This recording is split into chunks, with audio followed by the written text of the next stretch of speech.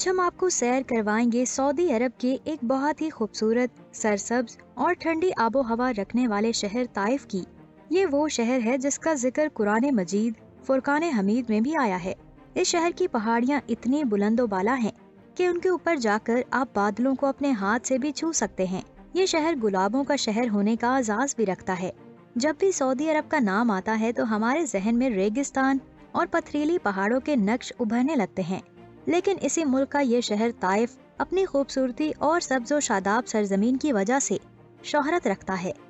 طائف سعودی عرب کے صوبہ مکہ کا ایک شہر ہے جو حجاز پہاڑ کی ڈھلوان پر سطح سمندر سے 6155 فٹ کی بلندی پر واقع ہے۔ یہ شہر مکہ سے تقریباً 100 کلومیٹر کی دوری پر موجود ہے۔ شہر کو انتظامی لحاظ سے 5 میونسپلٹیز میں تقسیم کیا گیا ہے، جن میں شمالی طائف، مغربی طائف، مشرقی طائف، جنوبی طائف اور نیا طائف شامل ہے۔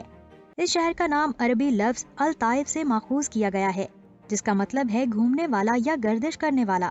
طائف کو یہ نام ایک دیوار کی وجہ سے دیا گیا ہے جو بنو ثقیف قبیلے نے اس شہر کے گرد بنائی تھی۔ طائف موسم گرما میں ایک بہت ہی خوشگوار اور پرسکون ماحول رکھنے والا شہر ہے۔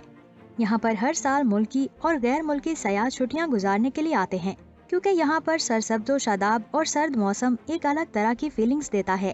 طائف کا ٹوٹل ایریا 321 اسکوائر کلومیٹر ہے اور 2021 کے اعداد و شمار کے مطابق طائف کی ٹوٹل پاپولیشن 6,95,000 نفوس پر مشتمل ہے۔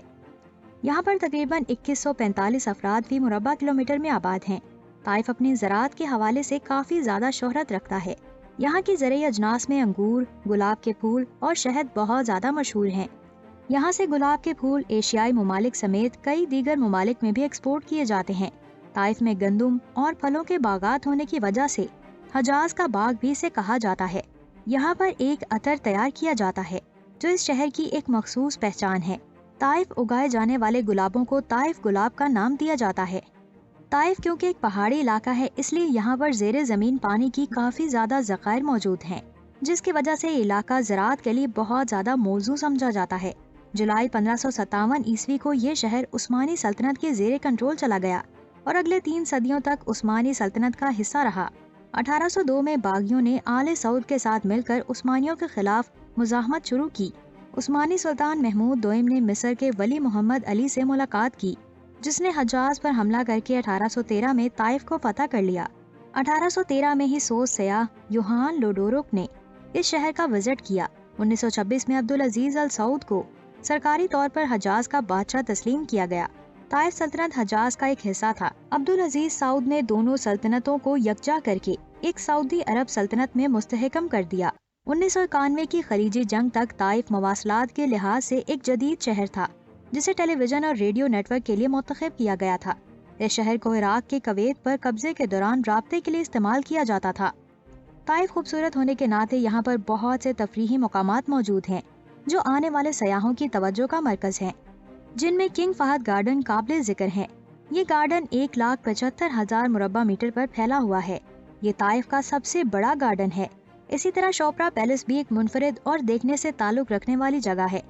یہ محل 1900 میں تعمیر کیا گیا۔ طائف الرادہ پارک ایک قدرتی پارک ہے جو خوبصورت مناظر سے بھرا پڑا ہے۔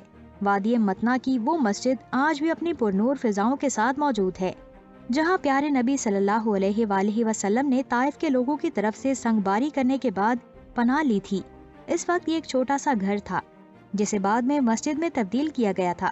اس کے علاوہ بھی یہاں پر بہت سی قدیم عمارتیں موجود ہیں جو سیاحوں کی توجہ کا مرکز ہیں۔ طائف کے ایئرپورٹ سے اندرون اور بیرون ملک کے لیے پروازیں چلائی جاتی ہیں۔ دوستو، آج کے لیے اتنا ہی۔ ملتے ہیں ایک نئی اور انٹرسٹنگ ویڈیو کے ساتھ۔ اب مجھے دے اجازت۔ اللہ حافظ۔